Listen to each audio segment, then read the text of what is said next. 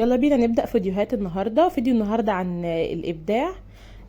ده واحد تقريبا مسيح إزاز وبيعمل فيه شكل كده. أنا صراحة مش عارفة، لسه هنشوف مع بعض دلوقتي. هو في الأول قص وعمل رجلين، وبعد كده مش عارفة تقريبا هيعملوا إنسان ده ولا إيه. بس هو على فكرة بيشكل كل ده من الإزاز فقط. يعني بصوا ما شاء الله، يعني إبداع إبداع يعني فعلا. كل واحد يقول لك ادي العيش لخبازه. هما بقى خبازين الازاز.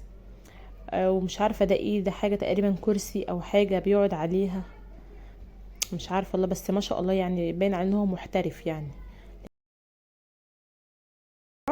وبعدين هو دلوقتي الازاز ده يعني درجه حرارته عاليه جدا، جايبينه من الفرن بيشكلوه كده. يعني الله يكون في عونهم بجد، ما شاء الله عليه مبدع.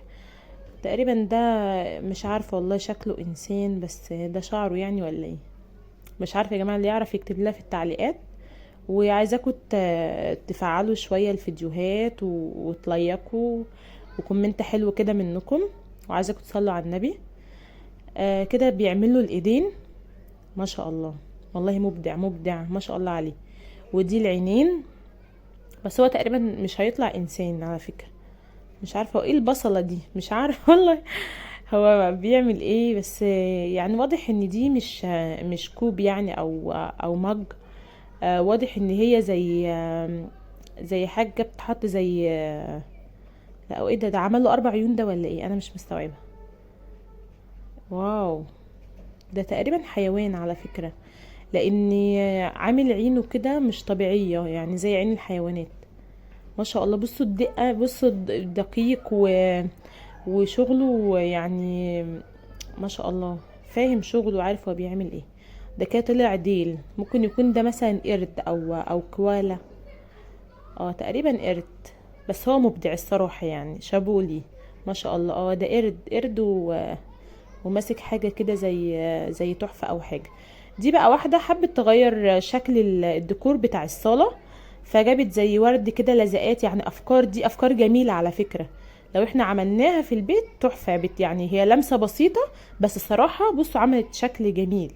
وده واحد مبدع في الرسم ما شاء الله عليه. معاه ورقة وحتة قلم ورقة وخلاص كده.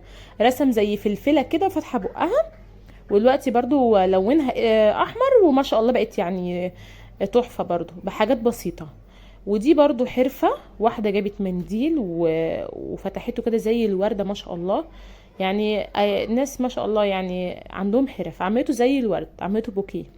وده واحد بقى مستفز عمال يكسر في مكياج مراته وعمال يجيب في الروج ويجيب في كريم الاساس والباودر وكسر المكياج كله. انسان مستفز ملناش دعوه بيه. ده هتعمل ايه في الاخر انا مش عارفه.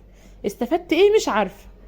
وده كمان حتى الالاينر ما سابوش في حاله، والليب جلوس وكل حاجه. كمان حط ميه ما شاء الله، عمل خلطبيطه. وبعدين ايوه، ايه ده هيعملها ماسك. يا سلام. كده حلو يعني.